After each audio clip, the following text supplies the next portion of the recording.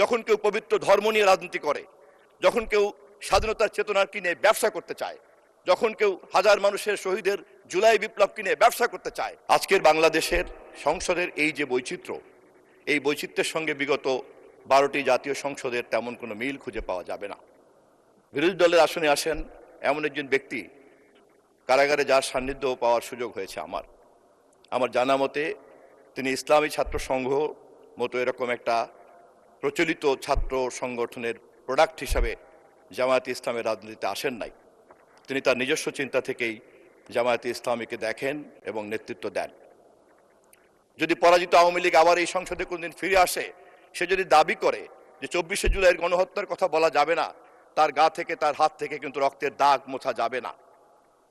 ঠিক তেমনি 11 দলীয় জোটের প্রধান দল হিসেবে জামায়াত ইসলাম সহ তাদের সকল সহকর্মীদের মনে রাখতে হবে যে তারা 1971-এর মহান মুক্তিযুদ্ধের বিরোধিতা করেছিলেন। তারা অবিভক্ত পাকিস্তানের পক্ষে ছিলেন। এমনকি তারা এই মুহূর্ত পর্যন্ত বক্তৃতায় অনেকেই বলেছেন তারা শরিয়া আইন কায়েম করতে চান, আহ্বান রেখেছেন আমাদের মহাসচিবের কাছে। এই ব্যাপারে খুব পরিষ্কার একটা ধারণা থাকতে হবে, সংসদে যে উত্তাপ তৈরি হচ্ছে সেই উত্তাপ কেবলই মাত্র কিন্তু এই মুহূর্তের রাজনৈতিক আচরণের সমস্যা না। এই রাজনৈতিক আচরণের সমস্যার গভীর উৎস হচ্ছে কিন্তু আদর্শগত সংকট। যখন কেউ পবিত্র ধর্ম নিয়ে রাজনীতি করে, যখন কেউ স্বাধীনতার চেতনার কিনে ব্যবসা করতে চায়, যখন কেউ হাজার মানুষের শহীদের জুলাই বিপ্লব কিনে ব্যবসা করতে চায়, তখন সেই সমস্ত রাজনৈতিক দল এবং নেতাকর্মীদের এই ধরনের আচার আচরণের সমস্যা হতে বাধ্য। অতএব আজকের যে প্রেক্ষাপটে আমাদের জাতি আমাদের কাছে যে ঐক্য চায়, জাতীয় সংসদে যে ঐক্য চায়, সরকার গঠন করার ক্ষেত্রে আমরা যারা যতটুকু পেরেছি ঐক্যবদ্ধ থেকেছি, বাকিটা সকলে মিলে দেশকে এগিয়ে নিয়ে যাব, সেই কাজ করতে চাইলে পরে আমাদেরকে বিরোধী দলকে সহযোগিতা করতে হবে।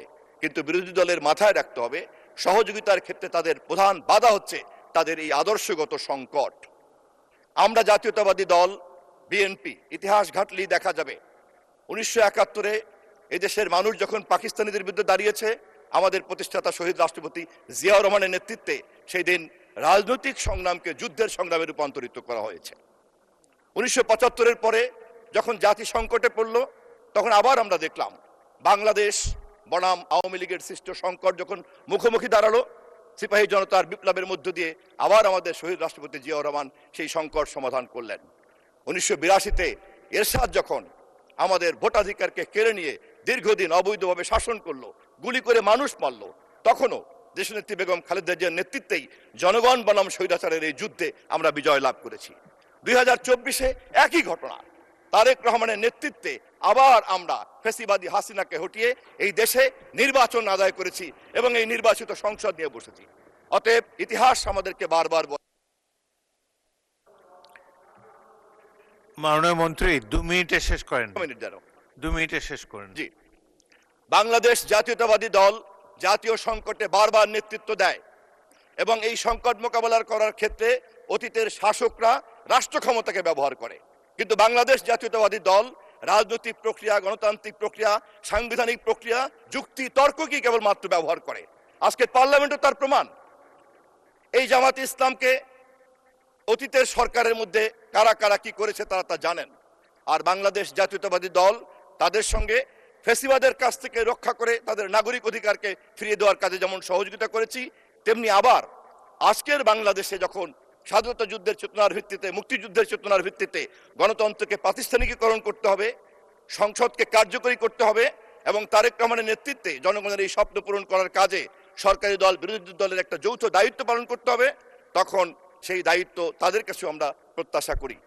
বাংলাদেশ জাতীয়তাবাদী দলের এই কর্মকাণ্ডকে সম্মান করেই আমি অনুরোধ করব বিরোধী দলকে যে জুলাইয়ের সমস্ত রক্তের দাগ আওয়ামী লীগ মুছে না ফেলা পর্যন্ত এই বিতর্কের যেমন মীমাংসা হবে না, 71-এর গণহত্যার প্রশ্নেও একটি গ্রহণযোগ্য অবস্থান তারা না নেওয়া পর্যন্ত এই বিতর্ক চলতেই থাকবে। তবে আশার দিক হচ্ছে এই যে বাংলাদেশ জাতীয়তাবাদী দল একদিকে এই বিতর্ক চালিয়ে যাবে, তার সংবিধানের মধ্যে, সংসদের মধ্যে, গণতন্ত্রের মধ্যে এবং রাজনৈতিক প্রক্রিয়ার মধ্যে, এর বাইরে তা যেতে দিবে না, কিন্তু আপোষ করা হবে না। এই প্রেক্ষাপটে দাঁড়িয়েই আমি মহামান্য রাষ্ট্রপতিকে ধন্যবাদ জানাতে চাই, তিনি তারেক রহমানের এই সরকারকে যেভাবে উপস্থাপন করেছেন তার উদ্বোধনী বক্তৃতায়। ধন্যবাদ মহামান্য রাষ্ট্রপতি, ধন্যবাদ স্পিকার সাহেব। ধন্যবাদ মাননীয় মন্ত্রী।